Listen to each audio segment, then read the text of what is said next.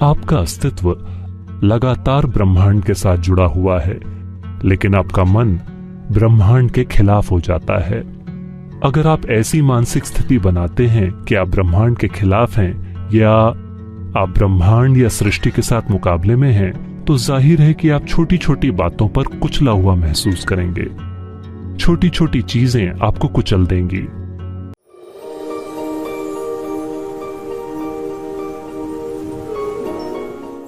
आपकी समस्याएं, आपको उन्हें ठीक करना चाहिए, है ना? ये समस्याएं नहीं हैं। मैं चाहता हूं आप ये समझें कि आप अपने जीवन से दुखी नहीं हैं। आप बस दो शानदार क्षमताओं से दुखी हैं, जो सिर्फ ये मानव होने का सौभाग्य है कि हमारे पास ये दो शानदार क्षमताएं हैं। पहली ये कि हमारे पास एक स्पष्ट याददाश्त है। इस याददाश्त के कारण ही हमारा जीवन काफी अधिक समृद्ध है किसी भी दूसरे प्राणी की तुलना में, और हमारे पास एक शानदार कल्पना शक्ति है।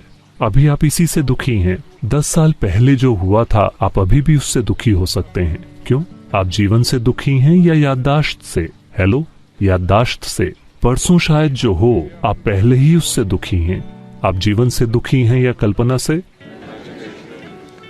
आपके पास जो दो सबसे शानदार क्षमताएं हैं, आप उनसे दुखी हैं। तो आप क्या मांग रहे हैं? आप एक बार फिर से एक केंचुआ बनना चाहते हैं। केंचुआ एक बहुत ही इको फ्रेंडली प्राणी है, मुझे उससे कोई शिकायत नहीं है, लेकिन लाखों सालों के विकास के बाद आपको इतना बड़ा दिमाग मिला है और अब आप इससे दुखी हैं। अगर हम आपका आधा दिमाग निकाल दें तो निश्चित रूप से आप यहाँ बिना किसी बेचैनी के, बिना किसी दुख के बैठेंगे, बिल्कुल शांत। हमें करना यह है कि हमें आपका दिमाग निकाल देना है, क्योंकि आप अपनी ही बुद्धि से दुखी हैं। हाँ या ना? क्योंकि हमने आपको एक बहुत ही जटिल मशीन दी है। आपने यूजर्स मैनुअल को पढ़ने की तकलीफ भी नहीं उठाई है। आप बस इसे जैसे तैसे चलाना चाहते हैं। नहीं नौजवानों, समय आ गया है कि आप अपने बारे में कुछ बातें जान लें। अगर आप नहीं जानते कि कैसे, तो हम आपको साधन देंगे कि इस मशीन को कैसे समझा जाए। क्योंकि आपके जीवन में कई मुद्दे आएंगे। आपके जीवन में ज्यादा मुद्दे आते हैं, यानी आप एक ज्यादा सक्रिय जीवन जी रहे हैं। कुछ नहीं आया मतलब आप जी ही नहीं रहे हैं। हाँ, हर दिन कई मुद्दे होंगे। मेरे पास सबसे ज्यादा दिक्कतें रहती हैं मेरे जीवन में हर दिन, क्योंकि दुनिया भर में इतनी सारी गतिविधि, विश्व स्तर की गतिविधि सिर्फ वॉलंटियर्स के साथ। ठीक है, वॉलंटियर यानी कोई भी उस काम के लिए क्वालिफाइड नहीं है और आप उन्हें इनएफिशिएंसी की वजह से निकाल नहीं सकते, और वे आपसे प्यार करते हैं। क्या करें?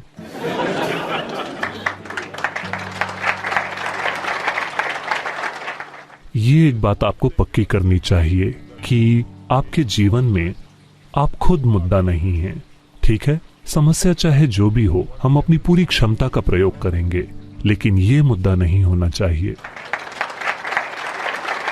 देखिए, ये एक दुर्भाग्यपूर्ण स्थिति है जिसमें ढेर सारे लोग हैं। अपने अनुभव में, उनके अपने व्यक्तिगत अनुभव में, जीवन कुछ ऐसा है। मैं बनाम ब्रह्मांड, ब्रह्मांड के साथ मुकाबला करना एक बेवकूफी भरा काम है। आपको इस मुकाबले में नहीं पड़ना चाहिए। हेलो, मैं बनाम ब्रह्मांड एक बहुत बुरा मुकाबला है। क्या आप भी सहमत हैं? तो योग इसीलिए है। योग का मतलब अपने शरीर को मोड़ना और मरोड़ना नहीं होता। योग शब्द का अर्थ है एक हो जाना। अभी ये मैं बनाम ब्रह्मांड है, ये सिर्फ आपकी मानसिक स्थिति है, ये सच्चाई नहीं है। जब आप बिल्कुल अकेला महसूस करते हैं कि आप फिर भी सांस ले रहे हैं, तो आप दुनिया के साथ लेन देन कर रहे हैं, है ना? आपकी बस अपने आसपास के लोगों से नहीं पड़ती, लेकिन वातावरण से आपको कोई दिक्कत नहीं है, भोजन से कोई दिक्कत नहीं है, अगर उसका स्वाद अच्छा हो तो पानी से कोई दिक्कत नहीं है। आप दुनिया के साथ लेन देन कर रहे हैं, है ना? आपका अस्तित्व लगातार ब्रह्मांड के साथ जुड़ा हुआ है, लेकिन आपका मन ब्रह्मांड के खिलाफ हो जाता है। अगर आप ऐसी मानसिक स्थिति बनाते हैं कि आप ब्रह्मांड के खिलाफ हैं या आप ब्रह्मांड या सृष्टि के साथ मुकाबले में हैं, तो जाहिर है कि आप छोटी छोटी बातों पर कुचला हुआ महसूस करेंगे। छोटी छोटी चीजें आपको कुचल देंगी। जब मैं कहता हूं छोटी चीजें, शायद आप अपनी परीक्षा में फेल हो गए, शायद आपको इस यूनिवर्सिटी से निकाल दिया गया, शायद आपको नौकरी से निकाल दिया गया, शायद किसी ने आपको धोखा दे दिया, शायद ऐसा कुछ और हुआ। ये सब जीवन और मृत्यु के बीच की छोटी छोटी चीजें हैं, क्योंकि आप यहां खाली हाथ आए थे, है ना? जब आप मरेंगे तो आपके लिए कोई कंटेनर सर्विस नहीं होगी, आप खाली हाथ मरेंगे। इसके बावजूद ज्यादातर लोगों ने अपने घरों को गोदाम बना लिया है। ज्यादातर लोग अपने सिर पर इतना बड़ा बोझ ढो रहे हैं मानो वो पूरे ब्रह्मांड को अपने सिर पर ढो रहे हों। ये उनकी अपनी मानसिक परिस्थिति है। आप अपने विचारों और भावनाओं की ही बात कर रहे हैं, है ना? आप ये कब सीखेंगे कि अपने विचारों और भावनाओं को कैसे संभालना है? इनके नहीं, इनके नहीं, इनके नहीं, आपके। आप ये कब सीखेंगे कि मैं अपने विचारों और भावनाओं को कैसे संभालूं अपने जीवन के अंत में? जीवन के साथ असल में बस यही एक समस्या है। ज्यादातर इंसानों ने खुद को कुछ ज्यादा ही गंभीरता से ले लिया है। उन्हें समझ नहीं आता कि आपने कंप्यूटर स्क्रीन पर वो पॉपअप देखे हैं। आप इस ग्रह पर एक पॉपअप हैं।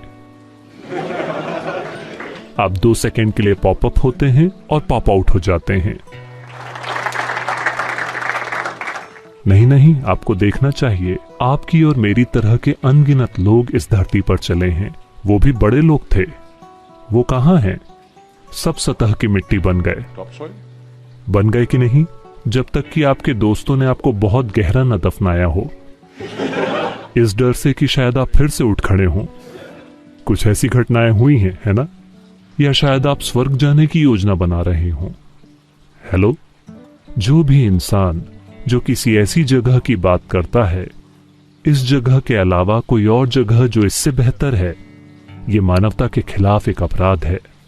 मेरा मूलभूत काम है सभी स्वर्गों को नष्ट करना, ताकि लोग यहां अच्छे से रहना सीखें। वे सभी बेवकूफ जिन्होंने खुद को नरक बना रखा है, वो स्वर्ग जाना चाहते हैं। उन्होंने इस जगह को खराब कर दिया और अब वो स्वर्ग जाना चाहते हैं। मैं आपसे पूछ रहा हूं कि आपके पास कोई सबूत है? क्या आपके पास कोई सबूत है कि आप पहले से ही स्वर्ग में नहीं हैं और इसे खराब कर रहे हैं? क्या आपके पास कोई सबूत है आप पहले से ही स्वर्ग में हैं और इसे खराब कर रहे हैं?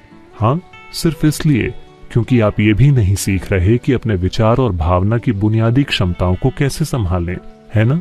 आपका एकमात्र तर्क ये है कि हर कोई ऐसा ही है, पागल खाने में ऐसा ही होता है, सिर्फ डॉक्टर पागल नजर आता है।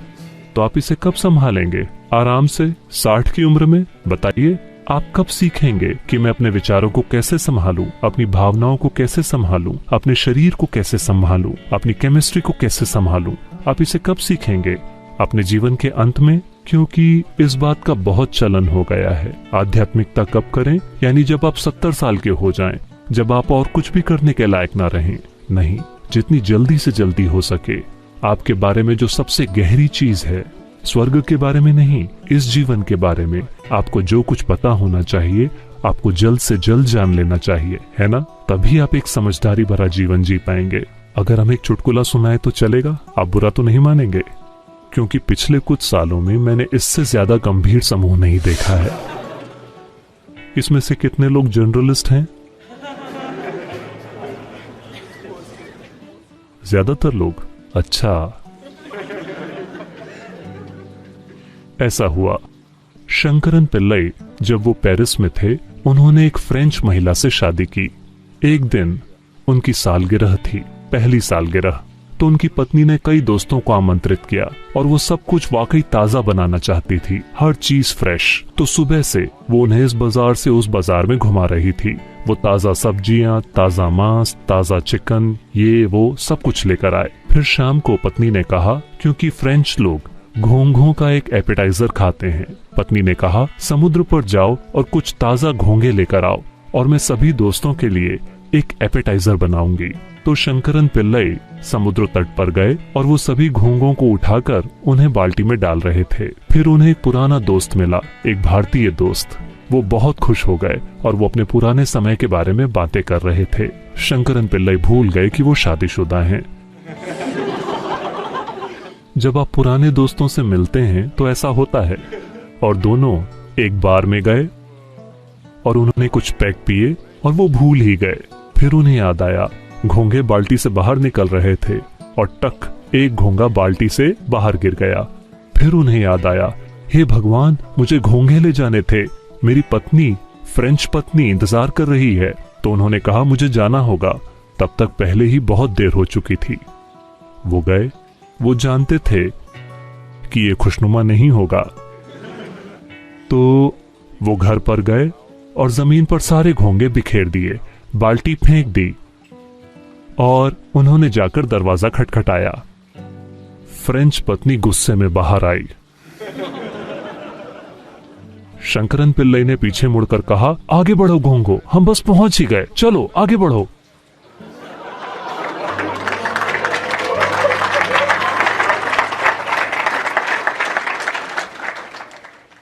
तो आप कब अपने घोंगों को उठाएंगे और उन्हें बाल्टी में डालकर उन्हें ठीक करेंगे?